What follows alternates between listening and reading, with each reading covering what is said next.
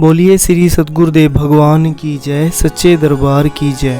गुरु प्यारे साधकों, इस अनुभव के पिछले पार्ट में हमने सुना था कि कैसे अरविंद राय जी जब अपने ऑफिस जा रहे थे तो उन्हें बस स्टैंड पर एक तांत्रिक मिला था और उन्होंने उसके ऊपर एक तांत्रिक क्रिया की और उस तांत्रिक क्रिया का उसके ऊपर कोई प्रभाव नहीं पड़ा। क्यों नहीं पड़ा?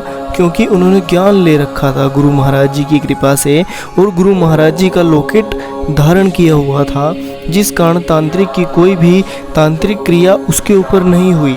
पर फिर भी उन्हें काफ़ी हद तक उस तांत्रिक क्रिया का सामना करना पड़ा और वो वहाँ से जैसे तैसे निकलकर अपने घर के लिए निकले।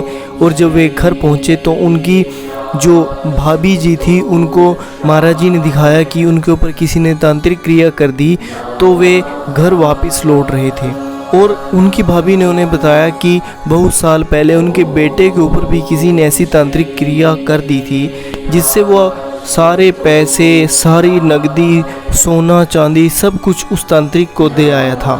पर इसमें अरविंद जी का बचाव हो गया। क्यों हो गया? ये उन्हें साधना में गुरु महाराज जी ने दर्शन देकर बताया। वो बताते हैं कि मुझे वो तांत्रिक रात को मेरे सपने में हमारी गली में खड़ा दिखाई दिया और चिल्ला रहा था कि अरविंद मेरी शक्ति मुझे लौटा दो, मेरी शक्ति मुझे लौटा दो। तो मैं काफ़ी डर गया और मैंने गुरु महाराज जी से प्रार्थना की और मैं साधना में बैठ गया। तब महाराज जी उसको क्या कहते हैं, तो चलिए श्रवण करते हैं इस अनुभव को यहीं से। और वो बताते हैं कि वापस आकर हम दोनों साधना में बैठ गए। मैंने अभी आंखें बंद ही की होंगी कि गुरु महाराज जी सामने खड़े दिखाई दिए। गुरु महाराज जी मुस्कुरा रहे थे। उन्होंने कहा, देख अरविंद, वह तांत्रिक तेरे घर के बाहर खड़ा है, तुझे बुला रहा है। मैंने रोते हुए कहा, महाराज जी मेरी रक्षा करें, मुझे बहुत डर लग रहा है। महाराज जी ने बड़ी बुलंद आवाज़ में कहा कि एक ज्ञानी होकर डरता है तू?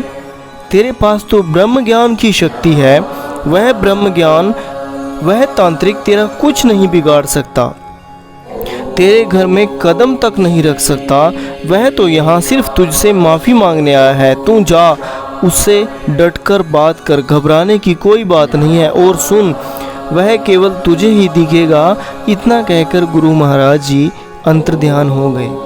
मैं तुरंत साधना से उठा और गुरु महाराज जी की आज्ञा से मैंने दरवाज़ा खोला। सच में वहाँ वही कुर्ते पजामे वाला तांत्रिक हाथ जोड़े खड़ा था।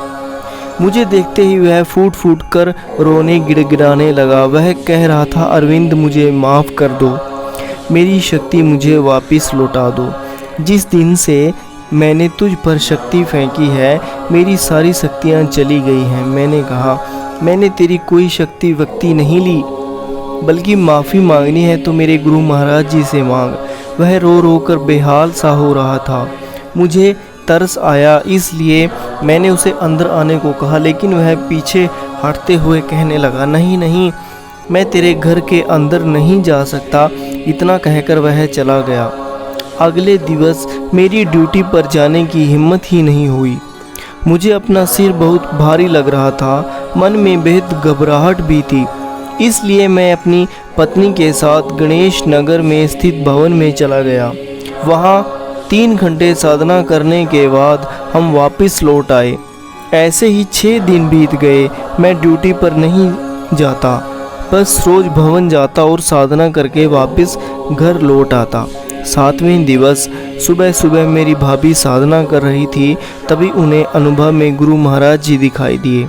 महाराज जी ने कहा कि अरविंद से कहो कि वह काम पर जाए और अगर रास्ते में वह तांत्रिक मिले तो उसे बस 2 रुपये दे दे। भाभी ने सुबह आकर ही हमें यह अनुभव बताया। पहले तो हम रोज़ की ही भांति भवन गए। वहाँ पत्नी ने प्रचारक बहनों को जब भाभी का अनुभव बताया तो दीदी ने मुझे समझाया कि आप काम पर जाइए। अब तो गुरु महाराज जी ने भी आज्ञा दे दी है। मैं हिम्मत करके उस दिवस भवन से सीधा ड्यूटी के लिए निकल पड़ा। उधर वह तांत्रिक भी बहुत परेशान था। असल में जब यह तांत्रिक लोग किसी पर शक्ति फेंकते हैं तो अगर उस पर उसका प्रभाव नहीं पड़ता तो फेंकी गई शक्ति लौटकर तांत्रिक पर ही असर छोड़ देती है। यही इस तांत्रिक के साथ भी हुआ। उसका बेटा सख्त बीमार हो गया। घबराकर यह तांत्रिक अपने गुरु के पास गया जिसने इसे यह तांत्रिक विद्या सिखाई थी। उसने उसे बताया कि तूने वह शक्ति धन के लिए छोड़ी थी, इसलिए जब तक वह शक्ति उस व्यक्ति को धन लेकर नहीं आएगी तब तक तेरा बेटा ठीक नहीं हो सकता। और 15 दिन से पहले अगर तू उससे कुछ पैसे लेकर नहीं आ पाया तो तेरा बेटा मर जाएगा। लेकिन देखो मेरे गुरु महाराज जी की कृपा कि जब सुबह गुरु महाराज जी ने भाभी को जो अनुभव करवाया, इस तांत्रिक को भी गुरु महाराज जी सपने में दिखाई दिए। गुरु महाराज जी ने इससे कहा कि आज तुझे अरविंद इतने बजे फलां स्थान पर मिलेगा, तू वहाँ चले जाना, तुम्हारी इस समस्या का समाधान हो जाएगा। इसलिए जब मैं काम पर जाने के लिए बस स्टैंड पर पहुंचा तो वह तांत्रिक पहले से ही वह वहाँ खड़ा था। मुझे देखते ही उसने सारी बात कह सुनाई। इस बार महाराज जी की कृपा से मुझे उससे बिल्कुल भी डर नहीं लगा।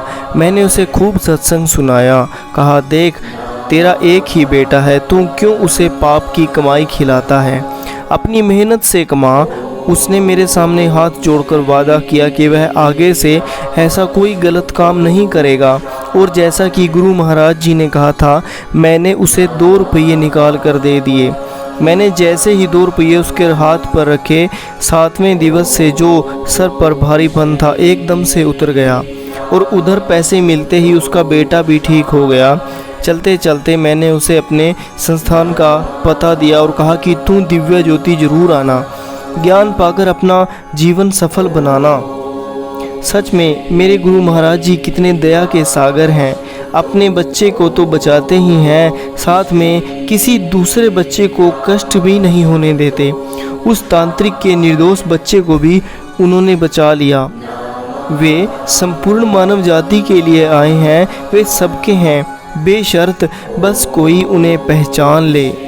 गुरु प्यारे साधकों, आज मैं आपके लिए एक संदेश देना चाहता हूँ कि अगर गुरुदेव आशुतोष महाराज जी की कृपा से ब्रह्मज्ञान की दीक्षा लेने के बाद भी अगर आपके साथ भी कोई आश्चर्यचकित घटना, कोई अनुभव, कोई चमत्कार, कोई परिवर्तन आपके जीवन में घटा, तो आप उन्हें गुरु कृपा स्तंभ के लिए लिखकर भेज सकते हैं या फिर अपने नज़दीकी आश्रम में संपर्क करके अपने अनुभव वहां लिखवा सकते हैं, ताकि इन अनुभवों से दूसरों का भी जीवन बदलें और गुरु कृपा प्राप्त हो। इसी के साथ मैं आज के इस दिव्य अनुभव को यहीं समाप्त करता हूँ, इसी आशा के साथ कि आप निरंतर ध्यान करेंगे, गुरु आज्ञा में चलेंगे और गुरु कृपा से सदा एक अच्छे समाज का निर्माण करने के लिए गुरु महाराज जी से जुड़े रहेंगे। मैं आज के इस दिव्य अनुभव को यही समाप्त करता हूँ। तो बोलिए श्री सद्गुरुदेव भगवान की जय, सच्चे दरबार की जय।